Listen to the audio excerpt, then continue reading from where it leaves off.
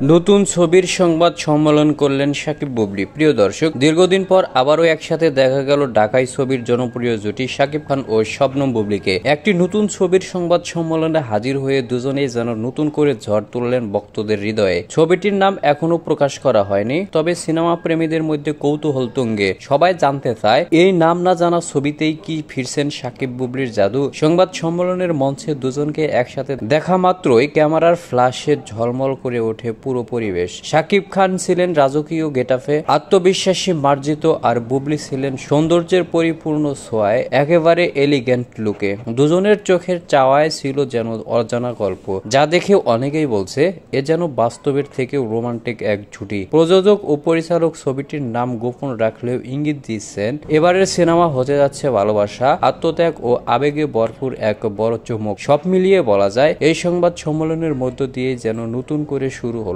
শাকিব বুবলির যুগের পরিবর্তিত অধ্যায়। ভক্তরা এখন একটাই অপেক্ষায়, কবে প্রকাশ পাবে এই রহস্যময় সিনেমার নাম এবং প্রথম পোস্টার। তো প্রিয় দর্শক, শাকিব বুবলির সংবাদ সম্মেলন আপনার কাছে কি মনে হচ্ছে? কি হতে পারে সিনেমাটির নাম? আপনার মূল্যবান মতামত জানিয়ে দিন ভিডিওর কমেন্ট বক্সে। নিত্য নতুন আপডেট সব খবর পেতে চ্যানেলটি সাবস্ক্রাইব করে রাখুন।